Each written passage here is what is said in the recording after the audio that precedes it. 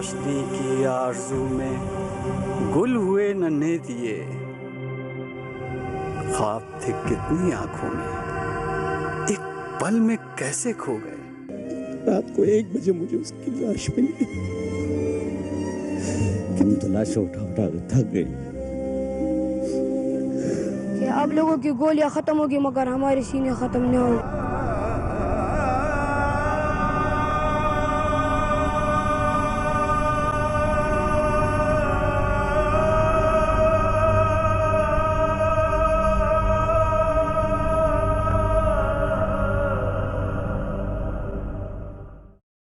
मैं तैयब सिर्फ 14 साल का था।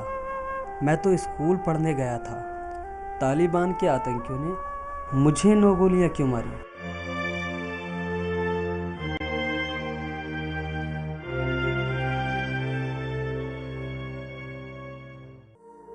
मैं मेहर सिर्फ 14 साल की थी।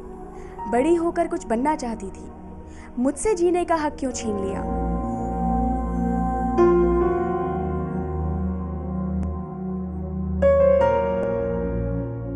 दिल को झकझोर देने वाले ये वो सवाल हैं जिनका जवाब किसी के पास नहीं है। पेशावर की हर गली में जनाजे निकले हैं, हर मोहल्ले में मातम पसरा है। बच्चों की मौत का गम ऐसा कि पूरी दुनिया शोक में डूबी हुई है।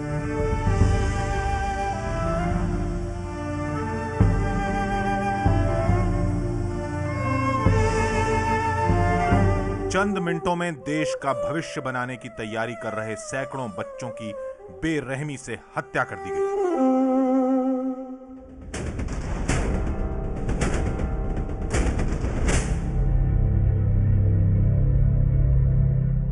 आप मुझे बताओ, ये जो बच्चों पे हमला किया गया ये क्या है?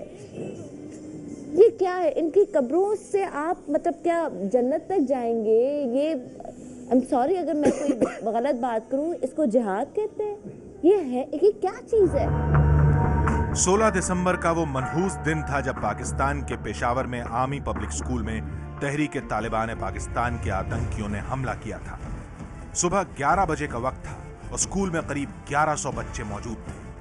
आतंकी दबे पांव पीछे के रास्ते से स्कूल तक पहुंचे थे। करीबन 10 फीट चौड़ी गली है जहां जिसका दहशतगर्दों को रेकी के तौर पर बाकायदा तौर पर इस चीज का अंदाजा था कि यहां दाखिल तो हुआ जा सकता है लेकिन गाड़ी मोड़ के नहीं लाया जा सकता। इस गली के जरिए दहशतगर्द इस गली के अंदर दाखिल हुए, आर्मी पब्लिक स्कूल की बैक साइड पर दाखिल हुए। ये वो जगह थी जहां दहशतगर्दों ने अपने कैरी डब्बे को पार्क किया, फिर एक केमिकल के जरिए इस कैरी डब्बे को आग लगा दी। और ये वो मकाम है उस आर्मी पब्लिक स्कूल की बैक दीवार जिसके जरिए ये 7 के 7 दहशतगर्द असला और बारूद समेत इधर दाखिल हुए। मौत का पैगाम लेकर आए आतंकियों ने स्कूल को कब्रगाह बना दिया।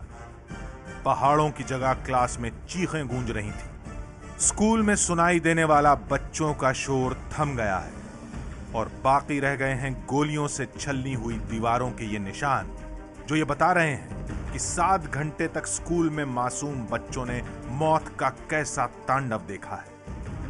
जिन कॉपियों पर स्याही के निशान होने चाहिए थे वो खून से सनी हुई हैं।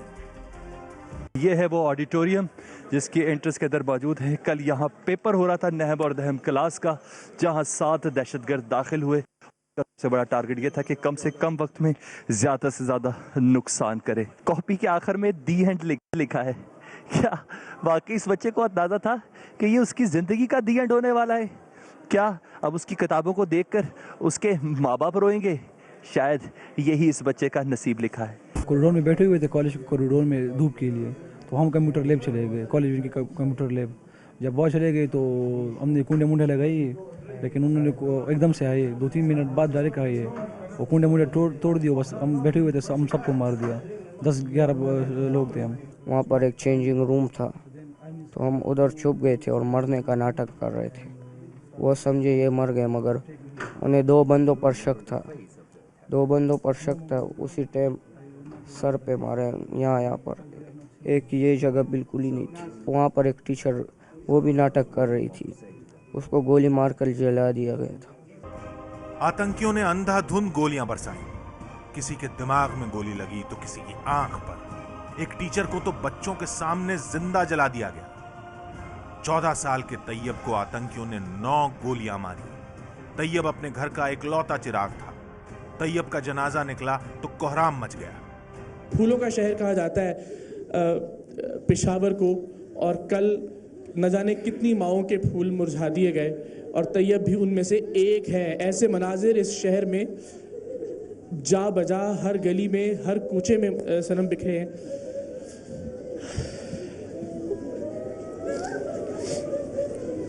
कल यही वक्त था कि इनमें से बहुत से वालिदैन, इनमें से बहुत से बाप अपने बच्चों को उंगली पकड़कर छोड़ने जा रहे थे स्कूल, और वापस आज जब वो उनके जनाजों को कंधा देंगे तो शायद ही इस रुए ज़मीन का कोई और इंसान उस बाप की तकलीफ को महसूस कर सकता हो। 132 बच्चों के माँ बाप पर क्या बीत रही होगी? क्या बीत रही होगी उस पिता पर जिसे नाजों से पाले अपने बच्चे के जनाजे को कांधा देना पड़ा? हमने तो कभी सोचा भी ना था कि उसके साथ ऐसा हादसा पेश आएगा, लेकिन बस अल्लाह ताला को यही मंजूर। बहुत ज़्यादा शौक था, मैं आर्मी में जाता हूँ, मुझे क्या पता था कल मैं सारा दिन घूमता रहूँ। रात को 1 बजे मुझे उसकी लाश मिली। किधर से किधर उसकी लाश समझ नहीं। आखिर में मैं इसमें था कि मुझे लाश तो मिले। धर्म के नाम पर अधर्म करने वाले तालिबान के आतंकियों पर छोटे छोटे मासूम बच्चों की चीख पुकार का कोई असर नहीं हुआ। गोलियों की आवाज सुनकर कुछ क्लासरूम में बच्चों और टीचर ने खुद को बंद कर लिया था। वो खुशनसीब रहे जो पेशावर में आई इस कयामत से बच गए। मैंने नहीं देखा उन्हें। मैं बस जब क्लासरूम की तरफ आई हूँ इतनी देर में वहाँ से गुजर चुके थे। स्टूडेंट्स दे टोल्ड मी कि मैम वो इस तरह की कंडीशन में थे। भारत के स्कूलों में भी पेशावर में मारे गए बच्चों को श्रद्धांजलि दी गई। पेशावर हमले के खिलाफ भारत की संसद में एक प्रस्ताव भी पास किया गया। विदेश मंत्री सुषमा स्वराज ने कहा कि दुख की इस घड़ी में भारत पाकिस्तान के साथ खड़ा है। ये मानवता में विश्वास रखने वाले सभी लोगों के लिए एक पुकार है कि वो मिलकर आतंकवाद का समूल नाश करें। भारत इस विश्वव्यापी मुहिम में अपनी भूमिका अदा करने के लिए सदा तैयार है। स्कूल में बच्चों के साथ आतंकियों की इस वहशी हरकत से पूरी दुनिया सकते में है। पाकिस्तान ने 3 दिन के शोक की घोषणा की है, लेकिन जिन घरों के चिराग बुझ गए हैं शायद वो ताउम्र इस शोक से बाहर नहीं आ पाएंगे।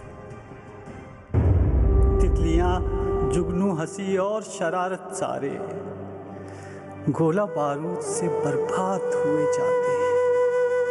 बम की आवाज़ें मुझे कुछ नहीं कहती हैं, मगर जख्म इन बच्चों के सोने नहीं देते हैं मुझे। माँ, मेरी आंखें तो पत्थर की हुई जाती हैं, फूल से लाशें ये रोने नहीं देते हैं मुझे। मेरे सीने पे रखो हाथ, रुला दो ना मुझे।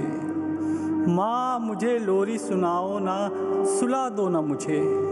माँ, मुझे नींद नहीं आती है।